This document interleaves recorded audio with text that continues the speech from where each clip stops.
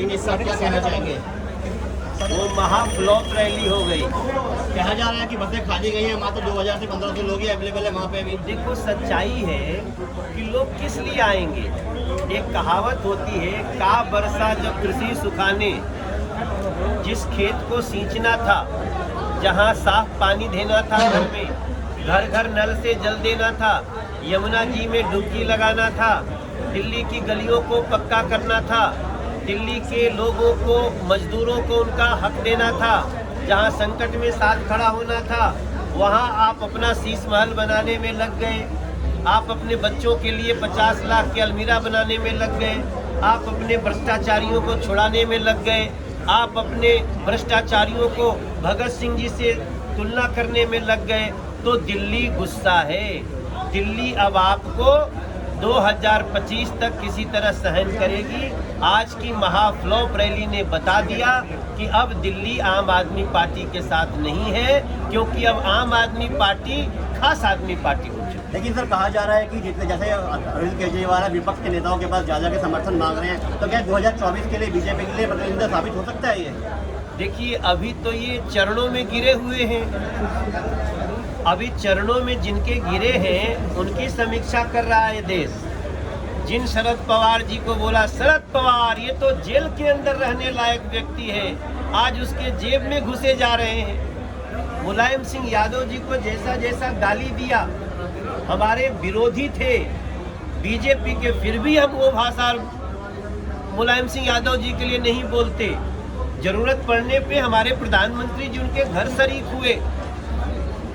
ऐसा जो नकारात्मक सोच का व्यक्ति है, आज उसको वो सारे लोग ना ऐसी जगह दिखाएंगे, वो घुटे हुए राजनीतिज्ञ हैं। आप मौका आने दीजिए। भाई कहने वाली कहावत एक दो तीन नजर आ रही है। भाई देखो, ये शरद पवार जी हो, लालू जी हो, ये अपने अखिलेश यादव हो, ममता बनर्जी हो, ये कोई अपने राज्य में इसको खड़ा करना चाहेगा?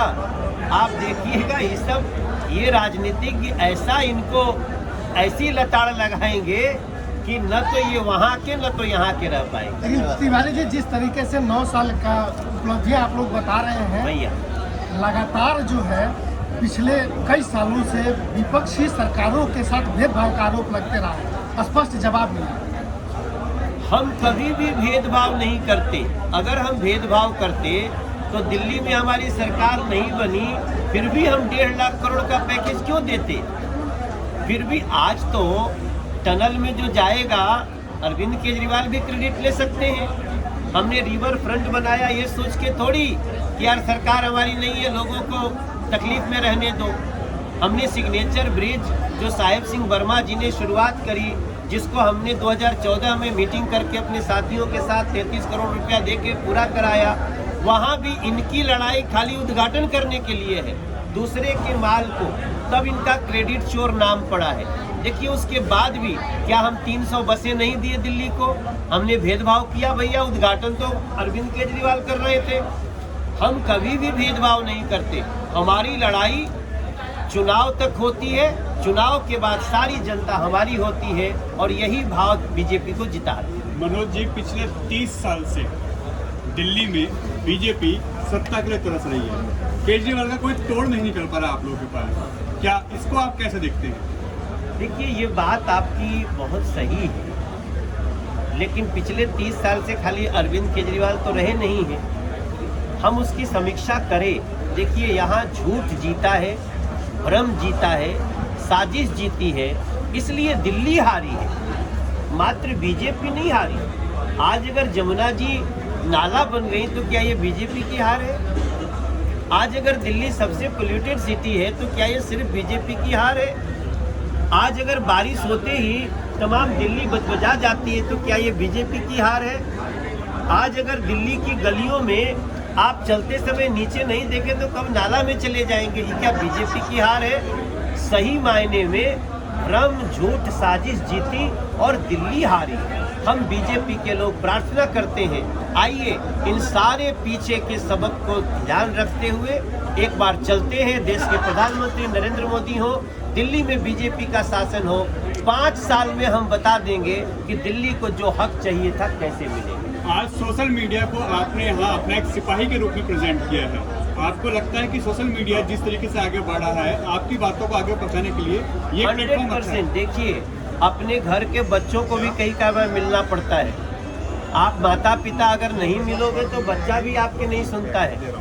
ये हमारे सैनिक हैं, हमारी फैमिली है। और हम 9 साल का जब कार्य सबको बता रहे हैं, हम 8 साल का भी बताए थे, 7 का भी, 6 का भी, 5 का भी, 4 का भी, 3 का भी, 2 का भी, 1 साल वाला भी बताए थे। तो हम तो 10 साल का भी बताएंगे। लेकिन अभी अपने सिपाहियों से हमारा मिलना, आप सबसे मिलना, आप लोग भी इन्फ्लुएंसर हैं, आप सत्य परोसते हैं। न्यूज़ के लोगों को भी मैं अपना इन्फ्लुएंसर मानता हूँ। हम अगर गलती नहीं करेंगे तो आप हमें कितना भी विरोध करें, हमें आप गलत नहीं दिखाएंगे। और मीडिया सच दिखाती है। हम आप सबको भी इन्फ्लुएंसर मान के कहते हैं, आइए दिल्ली क्यों हारी इसका समीक्षा करते हैं और जिन्होंने हराया उनको सजा देते हैं।